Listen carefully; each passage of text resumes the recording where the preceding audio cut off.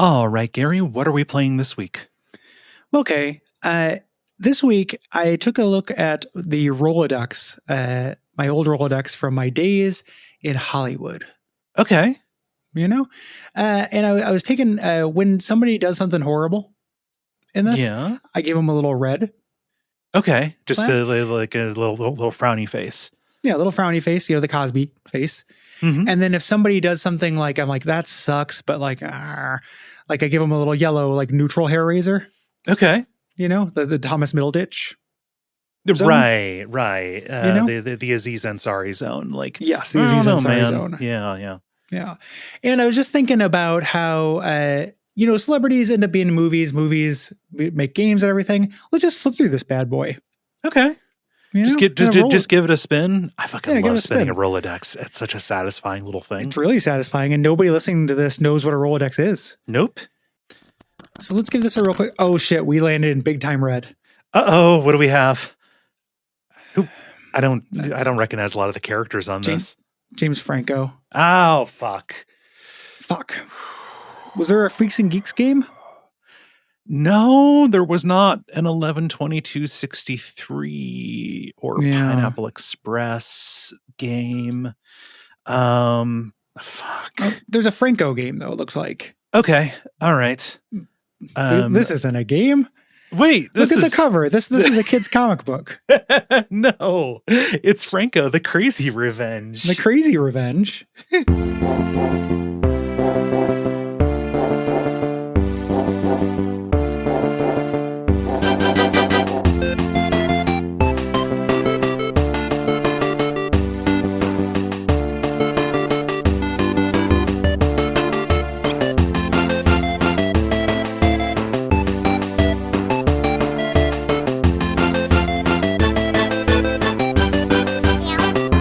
My name is Gary Butterfield, he, him.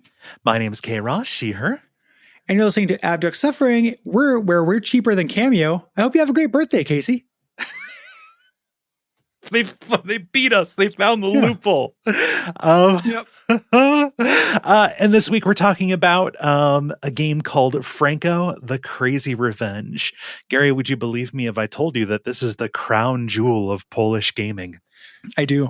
Yeah. Would anybody listening to this, looking at this cover, believe that this is like a 4,000 word Wikipedia article? Mm-hmm. Yeah. This is the national pride, and they have documented it a lot. And that's very surprising when you play the game. Very much so. I did learn after I played the version that I played that it was not the primary one. I went to the DOS version as opposed to the Amiga version. Apparently the Amiga version fixes all of the problems that I had. That's not true. No, not at all. No. Everyone says that about Amiga games. Like you get the Amiga and they're like, there's no such thing as pretty good for Amiga back in the day, especially in Europe. Yeah. I don't think it solved all the problems, even though it did get a perfect 10 from like Poland's #1 video game magazine. Yeah. Like, that's bleak. Very bleak is the thing. This is the most homemade fucking game I've ever seen. Like, yeah, it has really big, like, we've done a couple of these, like DOS, Amiga, Micro PC, like, what was it, like Purple Saturn Day, or like whatever the one was with the big guy with the gut that was a mouth. Tongue of the Fat Man. Yeah, like there have been a few that like were homemade that had the that had the head count on the devs to look like this. Yes. Yeah. To me, the story of Franko, the Crazy Revenge, is a dad lives in Poland and he loves his kids very much. Mm-hmm. But business hasn't been good lately. He's not getting his Christmas bonus. No. So instead of going out and buying them a video game, he goes to the garage to make one. And he gets out his welder and his cap and everything, and then comes out with this. See, that's why your Atari cartridge didn't work. All that stuff that's inside. Yeah. So your Amiga. Yeah. So one thing that is impeccable about this, though, is the soundtrack. Soundtrack fucks. The soundtrack, I laughed out loud when I dropped into it, and it was just E1M1. Yeah, it's good though. Yeah. It's really U1M1, and with just like slightly different instrumentation. Yeah. Yeah, really good. Yeah, you know what? Why mess with success? Why mess with success? Your characters are really weirdly stiff. Everybody's which really is very weirdly funny. stiff. Yeah. And then you go and you do really bad beat 'em up. Extremely bad, extremely slow beat 'em up. And there's something about the motion in this, and also the way things are animated and drawn, that really just it strips all the illusion away. And here you have like a beat 'em up that is just a guy getting the shit kicked out of him in the street. Yeah, it's kind of Todd Phillips's Joker that beat 'em up a little bit. A little bit, yeah. Yeah. It's a real, like, also, I for nobody around, I didn't say this out loud, but if I had, this would have been an embarrassing moment of me playing this and just saying, for no one in particular, hit detection, I don't know her. And I didn't do that because that's a little too sassy. Why would you? Kind of like Sex in the City, but I didn't think about it. Okay, so if you had that near miss right there, why would you go in public in front of thousands of people and say, "Hey, I had this near miss, everybody"? Because embarrassment isn't something I feel. Okay. In a general sense, I'm kind of done with embarrassment. Okay, all right. What's up with embarrassment? Like, that's no good. Okay. If nobody who's going to judge it is worth it. I know it's real, like, mom consoling a kid that got made fun of at school. Yeah. Coded, but maybe mom was cooking with that. Maybe. Like, I don't know. Yeah, nobody's thinking about you that much. People will forget about it. Hit detection, never met her. Never met her. I don't know her. No. Yeah. No. Look at nails emoji. So, like, dancing woman emoji. Sassy. Emoji. And also this is one of those games where, like, it feels like if you're doing just like the regular punch or whatever, somehow the hitbox doesn't extend beyond your character's footprint. No, yeah, it's just you create an aura of punch. Yeah, like you're punching with your breath or something. Mm-hmm. The other weird thing about this is really vulgar. Yeah. Specifically in Polish when you play it, but even one of the samples really sounds like one of the guys goes "fuck off," and he does it constantly, like just like the guy going "fuck off, fuck off, fuck off." There's also a shitload of blood in this as well. Yeah, it kind of rules. Like, it's really hard to play. It's yeah, it's hard to play, but like the entire vibe is, quite frankly, immaculate to me. Yes. It really makes me like a band should make a music video that's basically this. Yes. And they will kick ass. Mm-hmm. It's really dated in a way that's really cute. Yeah. I didn't get this far, but I was reading about it and watching a Let's Play.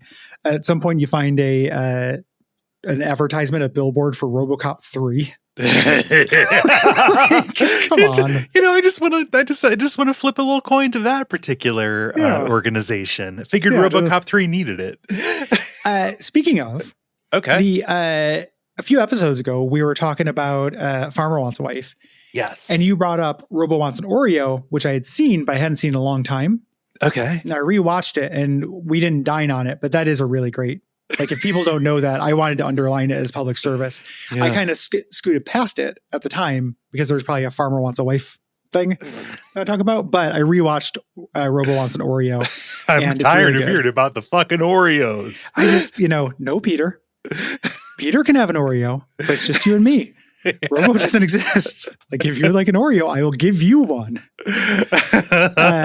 It's incredible. Just absolutely incredible. Oh my God. Yeah. That's also a thing. Like that's a bit that has been McElroy squatted. What? No. Yeah. Dastards. So people, they die. That's why I wasn't surprised that you just that you breezed right past it. Like I literally did not throw that out there hoping you would bite and we could dine on it. That was more just me matching the tone. Yeah, it's the same cadence of sentence. The rhythm. Yeah.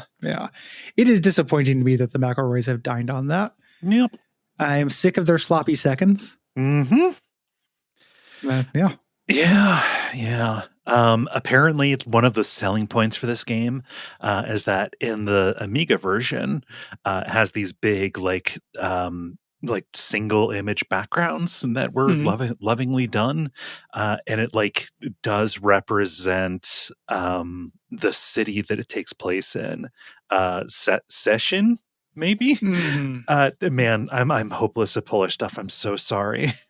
There's a follow-up for this, a spiritual sequel called Domen Greki Ardana. Love Domen. I don't know. Other languages are great. That one's kind of like a Conan the Barbarian thing. Yes. Yeah. So it's like, what if Franko went back in time? The follow-up that came out in 2023 here. The new one. Yeah. Oh, okay. So that's not the one that you're talking about? No. I was talking about the actual spiritual successor to this. Oh, okay. That came out in Poland. That came out in Poland. Okay. Yeah. No, I'm referring to Skinny and Franko, Fists of Revenge. Yes. Fist of Violence. Or Fist of Violence. There we go. It says Fist of, that's another project. There's also Return of Revenge, I think. Okay. And then Vengeance's Return. Yeah, I love it. Revenjo.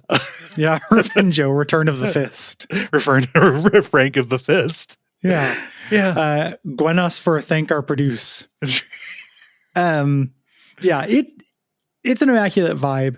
It's impossible to play. I don't have the DNA to like force myself to play really, really bad games. Yeah. Just because they're kind of funny. I don't have that YouTube gene, but this makes me kind of wish I did. I went as far as I could. I went until I ran out of lives, and I was like, I feel like I've got the gist of this. That was the point where I was being beaten up by what appeared to be high school girls in karate gis. Yeah. You pass the cops when like all of a sudden after like countless, murders, the cops show up and you murder them. It does keep track of how many people you have killed. So you are beating people. I have that in common with this game. Yeah. Right at 0. You are beating people to death with your bare hands. Yeah. And you do look a little bit like Nathan Explosion.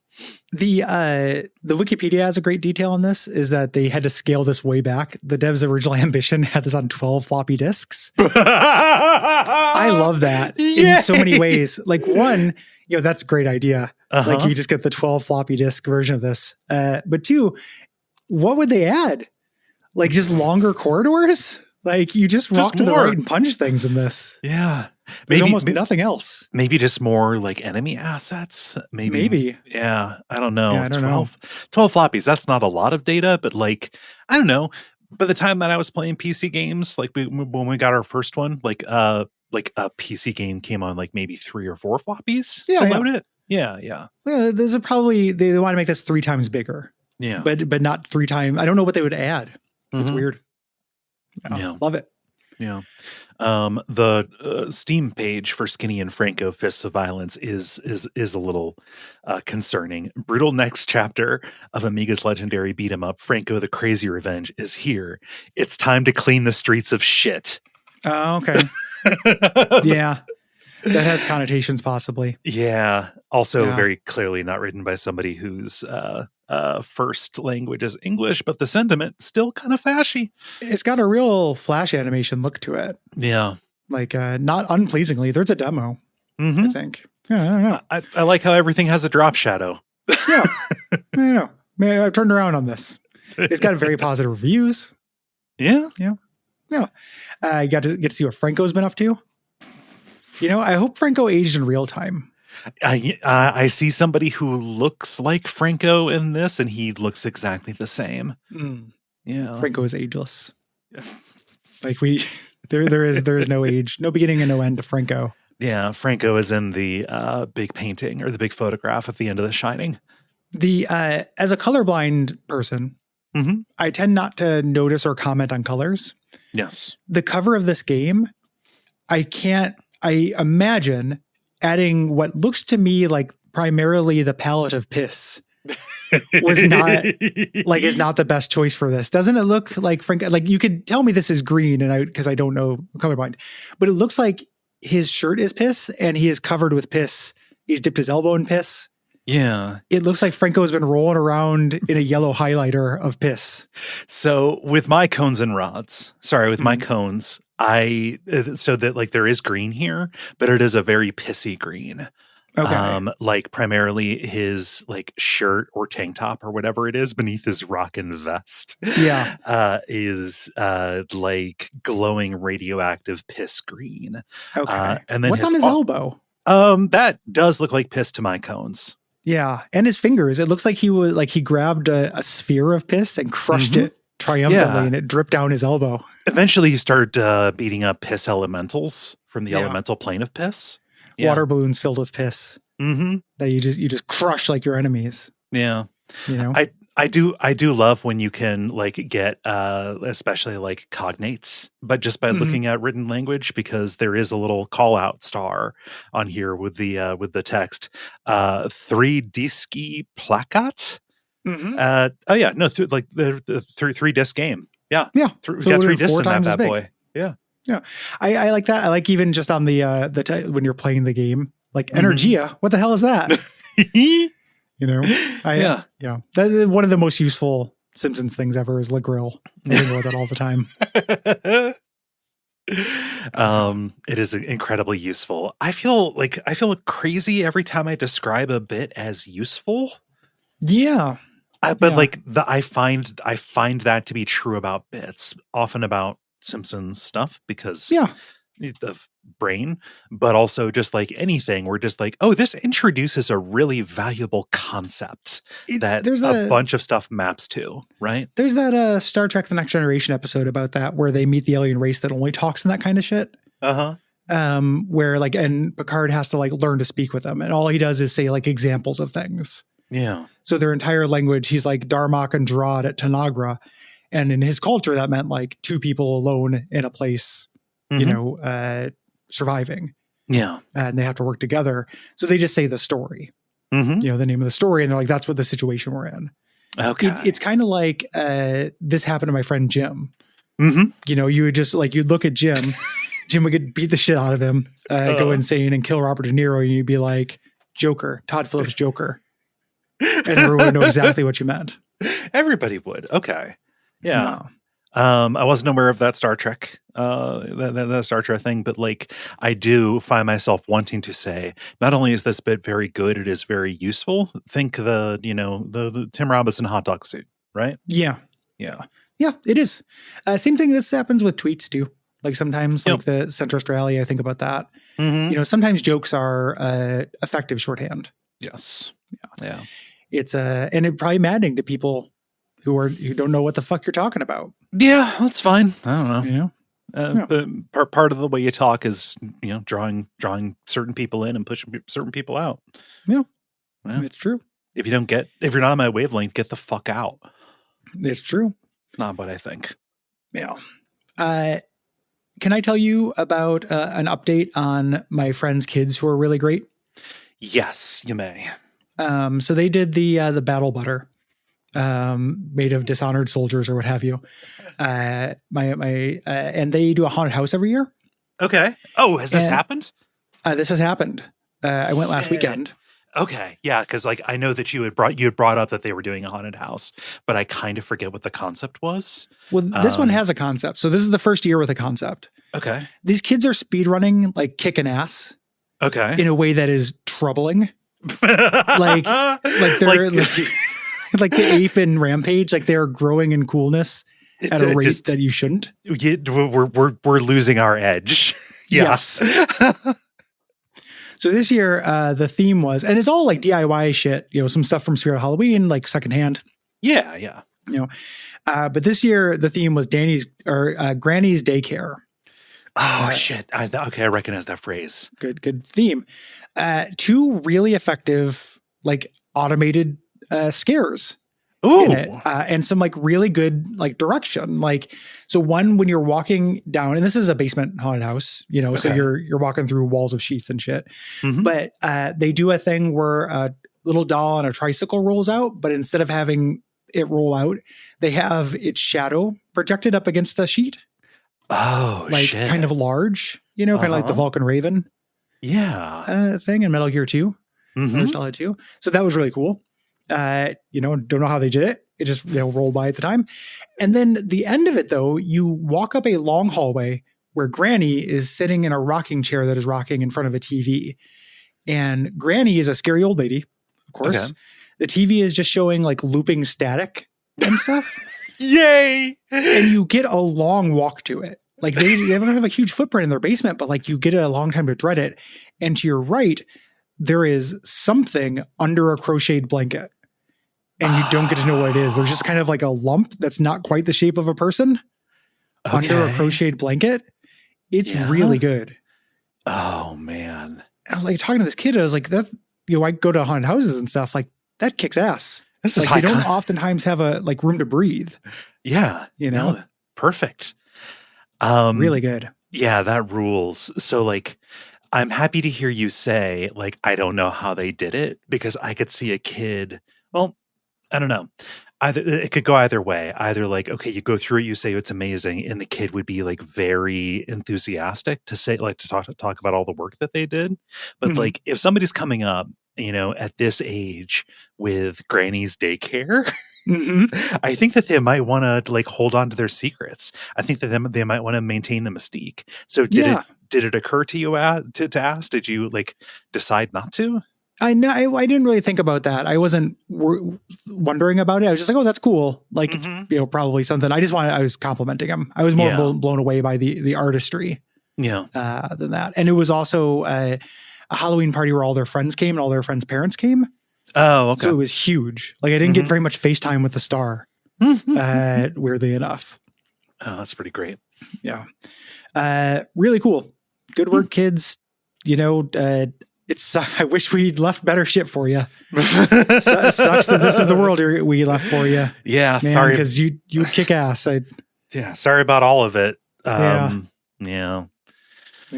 That long walk up to Granny does remind me of the first year we went to Terror Town or whatever it was. That used to be really good, and then it was Fright Town. Yeah, it used to be really good, and then they changed it. Like it got new owners, and then it was really bad. But there was that we were walking like through an interstitial space, and there were like two teen girls walking the opposite way, like with their phone open, like in this clearly boring haunted house.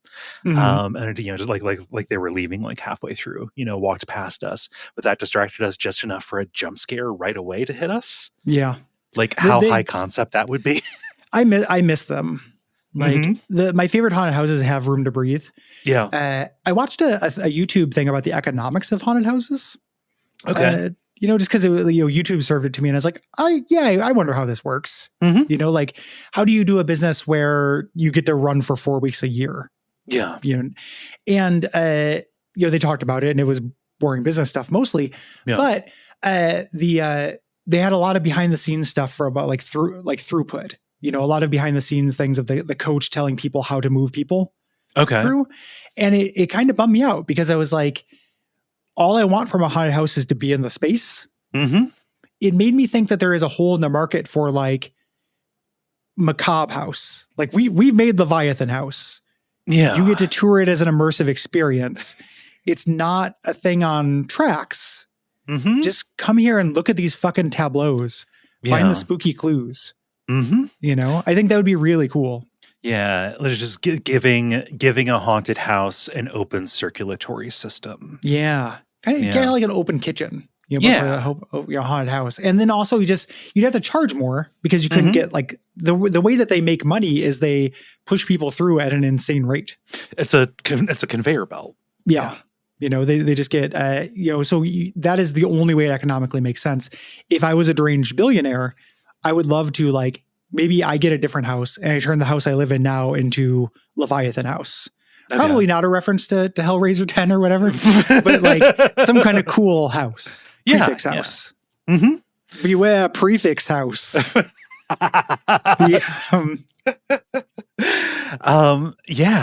And it would have to be like you booked by the hour or something like that. Yeah. Right. And so you would have to think. You get an hour to explore, and then we do an hour to reset, kind of like an escape room. And maybe there's some minor puzzles or like a meta story or something like that, but it's not primarily about puzzles. What you're describing is like a live theater kind of experience, right? It's like that, but I would not want there to be a storyline happening with actors around you. I think that I want the primary storytelling and atmosphere to come from the guest looking around at stuff. Right, the shit. And like maybe there's a monster in a room that'll chase you out if you don't meet the right conditions, or if you're in there for too long. Yeah. Yeah. Or if you touch the things you're not supposed to touch. Mm-hmm. A guy in a suit comes and is like, I'm the monster prefix house. Uh-huh. I'm gonna have to ask you to leave. Yeah.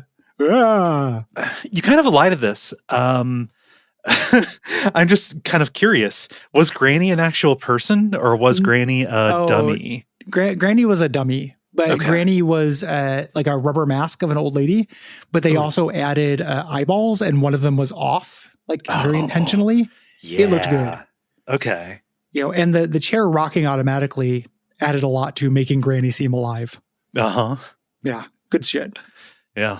No, we were talking about this kid, and just like what if he keeps it up, what kind of bright future there is. It is an ever-growing super kid. Mm-hmm. Like it is this weird. I feel like I'm on the ground floor of somebody who is going to be a prodigy, of some kind. He's just a lot of interest, all of which I was talking to him about the haunted house, and I was like, hey, the things you're engaging with in this are game design. Yeah. If that was ever interesting to you, like the pacing, the directing people and stuff, like you're doing level design through this. And he's just like, yeah. Cool. Okay. I know that, dummy. Yeah, I know that, you fucking idiot. I have 1,000 interests and this is just one of them. Get off my dick. Yeah. Uncle Gary. And I was like, fuck. Okay. Well, hand me my ass. I'm really just happy sorry, that sir. I'm really just happy that you let me talk to you. Yeah. Sorry, sir. I'll do better next time, sir. Thank you, sir. I'm sorry, sir. Oh my God. I love it. Yeah. It was good stuff. And just, I got to see a lot of kids in costumes. Cute. What's the predominant, we're recording this like the day before Halloween. What's the predominant mode of kid costumes now? I know there are a lot of K-pop demon hunters. Okay. Out there. I saw several things I didn't recognize and then overheard that phrase a lot, so if I see something I don't recognize, I assume it is K-pop demon hunters now. Mm-hmm. And then there were also like a smattering of like semi-obscure, kind of hits. Mm-hmm. And then a smattering of just like firemen. Okay. These were fairly young kids. The deepest pull was a family went as the characters from Marvel's Hawkeye TV show. Like two, the two Hawkeyes, absolutely iconic. The two Hawkeyes and then two members of the Tracksuit Mafia, the goons. Okay. From that, I was blown away. I was like, that's weird. Like I liked that show, but just me. The two was that based on the My Life as a Weapon? Is that what that was? Yeah. When he meets the young Hawkeye, it's vaguely based on it. Okay, vaguely based on the Matt Fraction one. Sorry, whenever I see something I recognize, I need to cite it specifically, so I get so I get a little Gary trophy. Yeah, get the dopamine for the comic thing. Yeah. That is from that. It is more or less from that comic. Okay. That comic infuriates me a little bit because both Hawkeyes are just called Hawkeye. Oh yeah, that's a huge mistake. Mm-hmm. That's weird. That's a little bit much. Yeah, that was the most obscure poll, but mostly like K-pop demon hunters. Mm-hmm. Somebody did the thing where they put their face through the Mona Lisa, so they had a big picture frame, and it looked like an ergonomic nightmare. Like they had to reach around a big picture frame. Oh yeah, that's terrible. To put things in their mouth, like to have a snack. God, no good. You don't want to go to if you're trick or treating or whatever, that can be fine. But you don't want to go to a party with a costume that you have to circumvent. You don't want to walk in, make your impression, and then put on a modified version in order to actually interact at the party. It pops up with cosplay all the time. Yeah. You look at cosplay and somebody's made like a 10-foot tall Galactus and it's cool and everything, but you can't walk through a big crowd with that. No. You're just going to bump into everybody. I need to ask you a question here. On their Moby Games page, did you see what the first game this studio made was? I did not. Okay. I'm going to put a link to it in the Slack so you do not have to go searching for it. It is called Street Hassle. Okay. Yeah. It's a clone. That expression from something. It's a clone of a Beam Software game called Street Hassle. But it is done kind of in their in the studio's style. I need you to look at these screenshots. Oh yeah, it's a Lou Reed album. Oh, is a Street Hassle. okay. Yeah, that's homemade. That's paint. This is paint to Oh, me. okay. So, Oh, when you see the actual body, the little guy is great when he oh, stands up. the little guy is awesome. Yeah, Yeah, those are good proportions. Like the with him, close-ups on his face, I wasn't that impressed with, but the guy standing on his standing next to his bed with a stick figure drawn, and just fuck written on the wall behind him. I like that a lot. The game over screen is really powerful. Did you see that? With him dead in front of a gigantic garbage can with two old people bodybuilders menacing him and the word boys in graffiti in the background. Wait, oh gosh, there are more of them. Sorry, I did not see the game over screen. No, you got to go through the great. I think this is. Oh, for a second I thought this was it is. This is a remake of Bad Street Brawler. Yeah, yeah, a game I have history with, but they just kind of made it good. Let me see. Where's the game? Okay, here's the game over. Why are they old, Gary? I don't know. It's scarier. They're skeletal. Yeah, like skeletal, but they're also really muscular. Like they look like, they're like muscle bound old people who have 0% body fat. Literal jerky boys. Yeah. Aged. Mm-hmm. Beechwood aged. Chef inspired old people. I always forget about Moby Games. I tried to click to the dev on Wikipedia, and it goes to Wikipedia Polish. Oh, okay. Wolna Encyclopedia. Yeah, I've got like a set of like a folder that I can open and do a bunch of tabs with all the places I usually go, cutting room floor, TV tropes, all of that. And Moby Games is in there. That's how I do like the what else do they make that was like this kind of stuff? Yeah, I see. Sorry. Seems like a reasonable way to do it. It does, yeah. Sorry, I was looking because I was like, I said TV tropes, and they don't have anything really about this. It's just people being very serious, people very seriously documenting this very good game. Yeah. A big graffiti that just says "fuck you" in huge letters. I respect this a lot. Like, I really do. Yeah, this is one of the games I've most respected that we've done on this show. Mm-hmm. All of these screenshots would make a great anything, like literally anything. Apparently, did you see the game the winning screen? Oh my god! On Street Hassle or on Street Hassle. I'm the daddy. It's the 48th screenshot. Yeah. Describe that for the audience. We're up on time, but describe that. Yeah. So Franko sits. No, this isn't Franko. This is Street Hassle. But still, Franko sits on what appears to be.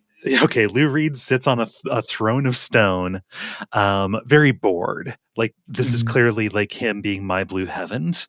Yes. One of the old jerky boys lies prostrate at his feet. That's the jerky lady, I think. Okay, it's the jerky lady laying prostrate at his feet. It looks a little like Andy Warhol, but there's kind of a boob. Holding forward what appears to be a poisoned martini. It is bubbling. It is bubbling with red. There appears to be a child or a little person with a quagmire head standing on the arm of the throne, holding up an umbrella, acting as a parasol in this case, to keep Franko in the shade because they are on one of those little New Yorker islands. Yeah. Yeah. I assume this person with the quagmire face was another BDSM old person. Okay. Like there's big BDSM energy with all of the black and little white dots. Yeah. Like spikes. Like they all look like they're what's her head? Rosie O'Donnell from East of Eden. My primary reference for BDSM. Oh my god. The D in BDSM stands for Dan Aykroyd. Ooh. I don't understand why the one holding up the umbrella has the body proportions of the kid who jumped in a vat of acid because he loved the band Titanica. Yeah. Because of Bad Street Brawler. They had to map these onto Bad Street Brawler's weird proportions. Except they gave them big exaggerated heads. Yeah. What can people do if they like this show? If people like this show, they can go to patreon.com/Duckfeed.tv and kick us a few bucks a month and get a bunch of bonus content and help us continue doing the shows that we do. Yeah, we would really appreciate it. You get a lot of bonus stuff and it literally keeps our lights on. And we need lights to podcast. We do. The computer that I use to podcast requires electricity. For now. Yeah. For now, cold fusion. You can also tell your friends. You can leave ratings and reviews. Talk about us on message boards and stuff. We appreciate that. We don't advertise. Yeah. And you can join us in thanking our producer, Gwen. Thank you, Gwen. Before I go to the outro, this was put into the suggestion machine by Frank, saying I think you should try some games from Poland. You're not hiding anything, Frank. We know who you are. We know what it's so great, And until next time, this has been Abject Suffering, the only podcast that is a duet of pleasures.